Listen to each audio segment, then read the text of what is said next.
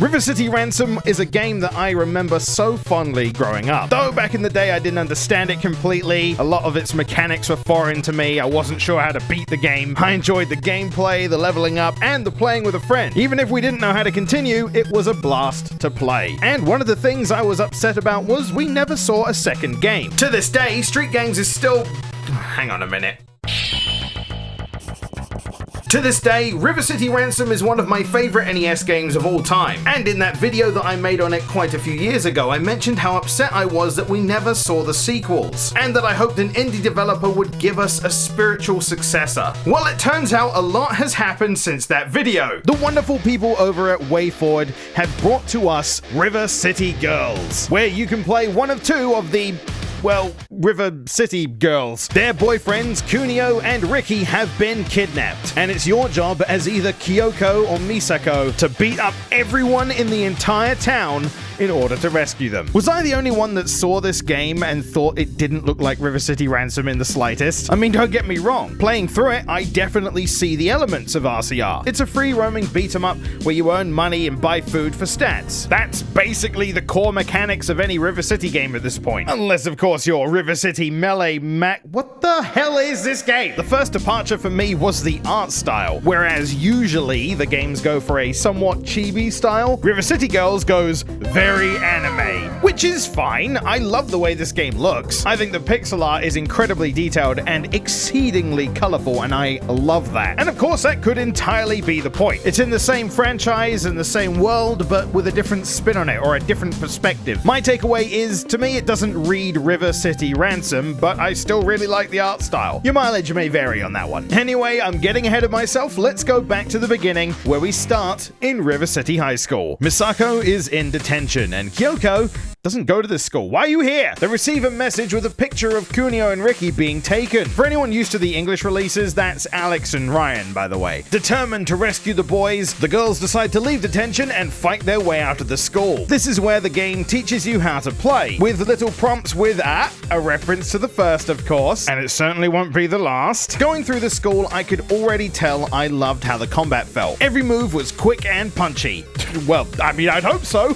It felt satisfying to beat down anyone who crossed my path. A beat 'em up in my eyes has to have solid and satisfying combat, sound effects included. So naturally, I was taken in by the thwacks and the whaps of my thrown punches. Defeating enemies will earn you experience, which eventually will level you up, increasing your stats and in early game, giving you the occasional new move, further increasing the amount of options you have for how to deal with the enemy, as well as being able to use your hard-earned cash to buy new moves at the dojo, increasing the number of hits in your standard combo and giving you special attacks. So yeah, all in all, there's a lot going on for the fighting mechanics. Money has two other uses. Though leveling up does gradually increase your stats, there is another way: buying and eating food. I'm a little mixed at how they approach this here. What I do like is that the healing of the food is done on a percentage rather than a flat rate. So no matter how high your health pool gets, the food will always be as effective as it always will be. Now, what differs from the norm is that the stat increase you get from food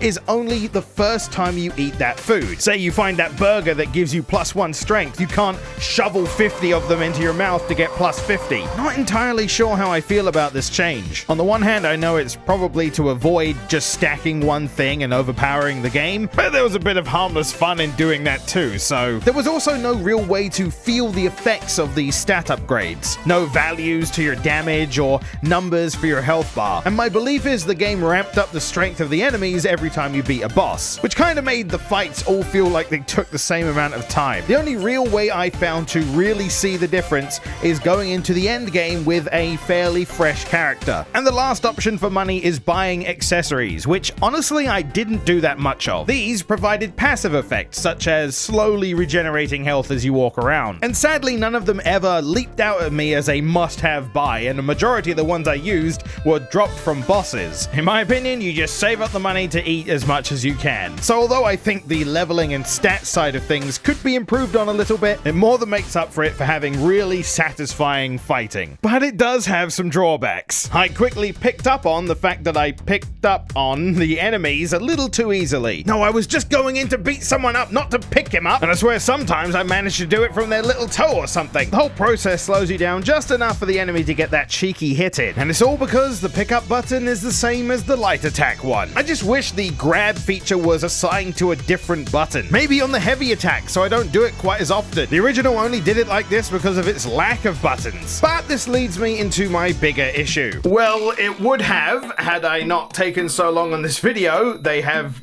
as of recording, fixed and patched it already, so gonna have to revise this bit. Originally, the game would have a problem where in the middle of a fight, you could accidentally go to another area or enter a shop, since it also used the light attack button. But since a little while ago, they actually updated the game to make it so if you want to enter a shop or go to a new area, you have to slightly hold the button instead, fixing that frustrating issue pretty much entirely. So, thanks! Combat does provide you with other options as well, in special attacks and weapons. Though I enjoy using the weapons, I feel they're ultimately not good. And I don't mean in damage. I'm sure they inflict a lot of pain. The problem is that they knock down the enemy in one hit, and you have no method of ground attacking while you have a weapon in your hand. Throwing the weapon doesn't do any extra damage while they're on the floor, so you're forced to wait for them to get up so you can hit them again. It seems very not worth it. Weapons in the original game acted as just extensions of your fist, and you could throw them to deal extra damage while they're on the ground. And in Girls, I just found myself not ever using weapons unless I just wanted to dick around. Oh no, wait, unless I also accidentally picked one up when trying to attack the enemy. Next up is the special moves, and by extension, the dojo. Every character has a handful of special moves which do usually AoE attacks and use some of your special meter. For me, on the Xbox controller, it was the B button, and there were special moves assigned to up B, down B, just B pressed as it is, and then forward B. Not all of them are that useful, but I found myself enjoying one or two, and that's mainly because this game pretty much allows you to combo into a special move which dealt a ton of damage, and that is just so satisfying. But you don't get the moves from getting levels. These are specifically things you have to buy at the dojo. Overall, I'm mixed on this because you can see what level you need to be to get the move. You can see a general animation of what the move is going to look like, but it doesn't tell you what type of move it is. Does it extend your combo, or is it a variation of a heavy attack or a special move? And the reason I'm mixed on this is, well, some of you might go, well, it didn't tell you in the original, and yeah, I agree. To me, part of the fun was experimenting in trying to figure out, oh, what does this do? It costs a lot, it must do something good, right? But at the same time, I'm not against updating things to more modern standards. At least maybe a hint of whether it was a combo extender or a special move would have been nice. I feel like my history makes it not so much a problem for me, but for new players, it might be an issue.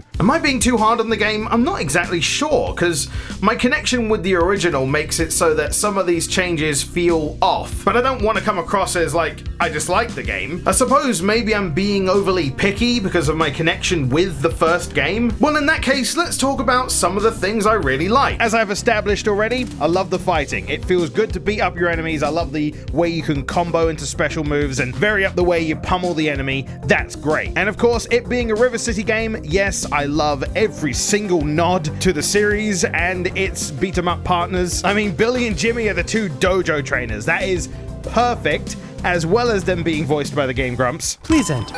Let us master the art of breaking faces. Penny's voice is perfect for this character. It is a combo we do not deserve. Not only that, but the villain from Double Dragon Neon, my favorite character, returns to us once again. Skullmageddon, thank you.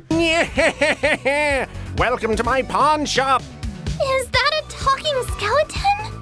Rude! You act like I'm not even here. Some of my favorite references happen to be with the music. Though a majority of the tracks, as far as I can tell, are original, every now and then you get a remix track, and oh my god, they are so good. The music in this is easily one of my favorite things about the entire experience. When I was fighting a Bobo, yeah, Bobo's here, this dude gets around. I slowly realized as I was fighting him that the remix I'm hearing is of the boss track from the original game. And god damn is it good! And in terms of bosses, other things you might not get right away will pretty much depend on your knowledge of the Kunio-kun series, especially with names, because Yamada here, the second boss, this is Slick. Like, the final boss of the original game, Slick. God, another one that took me by surprise is Godai. Not until someone pointed this out did I realize that this was Tex. And I know, I'm kind of gushing, coming off as if, like, you know all of these names. These are just names that are engraved into my memory because of all of the time I spent playing the first game. And I think now is a good time to bring up something. The Game Grumps were not the only people they got to voice characters. Oh,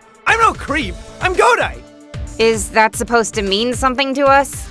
We've been neighbors since 3rd grade. Yeah, that's Jacksepticeye, Rubber Ross, Nate Wants to Battle, Cryotic. Along with the Game Grumps, they all do smaller characters, usually shop owners or side characters. The one that pops up the most is Jack's character, Godai. And I know a lot of people have varied opinions on whether YouTubers should voice in video games, and my thoughts are, I don't mind at all, as long as they're trying their best to do it as well as they can. If it fits the character and it sounds good, YouTuber status or not is unimportant. Now, do I think they got these YouTubers as a publicity thing? Oh, hell yes. It's probably not entirely the reason, but come on. We're talking about people who use their voice for their living. So to have competent voiceovers to dip into that viewership just sounds like a smart move. And it makes hobbyist voice actors like myself think that there's actually a chance. My emails are open, by the way. Disclaimer, I'm not expecting any emails from any companies and know that I should be the one reaching out to companies to be able to do said work. Nor am I saying that audience size is the only reason why they were picked, nor am I saying that is the reason I should or should not be picked. I also acknowledge that these YouTubers could have been the ones to reach out to get the roles and not the other way around. Man, this game is fun. A little bit challenging at times, but never too difficult that I couldn't progress after a try or two. Abobo comes to mind. Apparently he was a roadblock for a lot of people, though I never personally had that much trouble with him. The bosses act as a sort of hurdle throughout the game to throw a curveball into the action and keep things interesting, which given all the bosses' unique attacks and stuff, I think they do quite well. And that all builds up to the final boss, which I was not that impressed. She looks cool, she has a lot of flashy moves, but her main gimmick, she can block. Like, yeah, in terms of special moves, take Bobo for example, his move is he's angry and he hurts a lot. And like the final boss's moves sound cool on paper, like these stances that she takes that do different things, but like, I don't know, I didn't find it very fun. Then again, that could also be because I am comparing it to the true final boss. Throughout the game, there are 25 hidden statues, and very early on you're introduced to these and given the task to destroy them all and something would happen. Well, in doing so, you get an accessory which is 1/2 of a heart pendant. Seemingly does nothing, not sure what to do with this.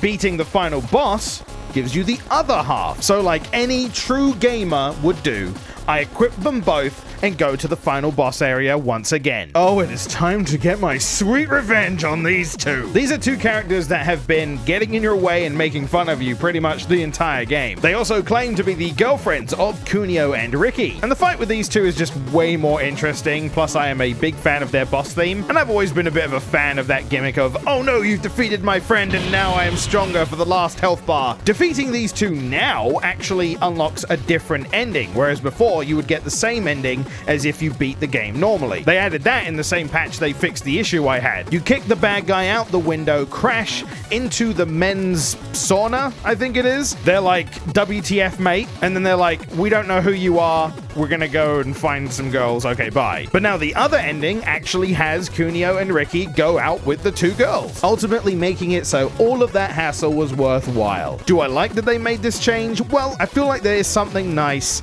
about seeing the two who worked so hard to get this ending actually get the ending. Felt very bittersweet before. You know, truth be told, for me, this is a very hard game to think about because I'm so back and forth on its mechanics. Some things I like that they've changed, other things I feel like they should stay faithful to the original, and it's all a mess. Some of my points of view come from mainly the fact that I've only played the first and the GBA remake of the first, and some more recent indie games that are similar to that style. A lot of the reason for that though is that we didn't really get this series in English. Do you understand what I mean? Like, I don't know, I'm probably rambling, but those were my thoughts on River City Girls. I'd love to hear yours. Oh, there was one more thing I wanted to mention. Yes, occasionally when an enemy dies, they will say barf. Hey guys, thanks for watching this episode of Pixelated Bytes. Again, I want to apologize how long it took for me to actually get around to finishing this video, and I appreciate everyone who stuck by me and supported me even during the break. And a big thank you to everyone who made it to this point as well. Now, if you want to watch a really old video of my thoughts on the original game, well, that's available. Or if you've already seen that, another video is available. Throw the video a like if you enjoyed it, subscribe, and hit the bell to be notified when I upload more. And yes, I will be covering Underground at some point. Take care, guys. See you later.